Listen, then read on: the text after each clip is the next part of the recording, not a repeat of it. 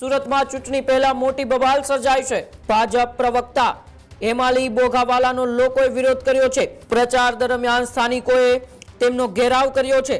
વિરોધ વચ્ચે સૂત્રોચ્ચાર પણ થયા હોવાની ચર્ચાઓ સામે આવી છે।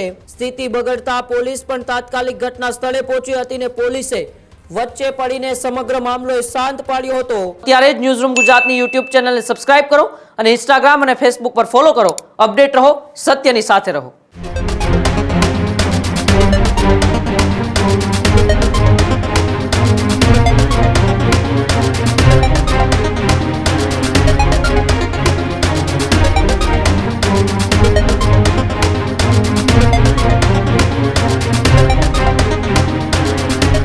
સ્થાનિક સ્વરાજ્યની ચૂંટણીને લઈને રાજ્યની અંદર જંગ જામી ચૂક્યો છે। ત્યારે સમાચાર એ સુરતથી સામે આવી રહ્યા છે।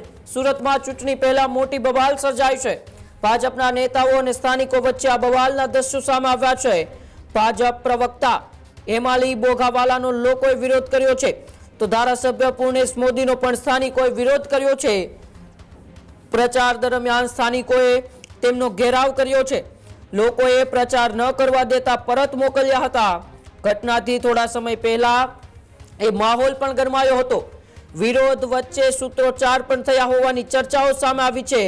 સ્થાનિકોમાં અસંતોષ પણ અત્યારે જોવા મળી રહ્યો છે। ત્યારે ભાજપ નેતાઓને આગળ વધતા રોકાયા હતા।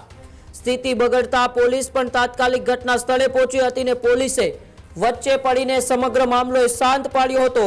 સમજાવટ બાદ પરિસ્થિતિ એક કાબુમાં આવી હતી, પરંતુ સુરતની અંદર આ ચૂંટણી પહેલા બબાલના દ્રશ્યો સામે આવ્યા હતા। આમ તો અનેક વખત સુરતની અંદર આવા દ્રશ્યો છેલ્લા 2 અઠવાડિયામાં સામે આવી ચૂક્યા છે, જ્યાં ભારતીય જનતા પાર્ટીના નેતાઓ મત માંગવા જાય છે તો ત્યાંના સ્થાનિકો તેમને સવાલો કરે છે, પરંતુ આ વખતે ભાજપ પ્રવક્તા હેમાલી બોઘાવાલાનો લોકોએ વિરોધ કર્યો હતો। સાથે એમએલએ પૂર્ણેશ મોદી પણ હતા, તેમનો પણ વિરોધ કર્યો હતો। લોકોએ પ્રચાર ન કરવા દેતા તેમને પરત મોકલ્યા હતા। ઘટનાથી એ સમગ્ર વિસ્તારનો માહોલ પણ ગરમાયો હતો। વિરોધના વંટોળ વચ્ચે સૂત્રોચ્ચાર પણ કરવામાં આવ્યા હતા। ત્યારે સ્થાનિકોમાં અસંતોષ ફાટી નીકળતા આવા દ્રશ્યો છે સર્જાયા હતા। તો સમગ્ર મામલાની જાણ પોલીસને થતા પોલીસ પણ ઘટના સ્થળે દોડી આવી હતી અને સમગ્ર મામલો શાંત પાડ્યો હતો। ત્યારે આવો આપણે જોઈએ કે સુરતના જ પૂર્વ મેયર પ્રવક્તા હેમાલી બોઘાવાલા અને પૂર્ણેશ મોદીનો ત્યાંના સ્થાનિકો દ્વારા વિરોધ કરતી વખતે કેવા બબાલના દ્રશ્યો સર્જાયા।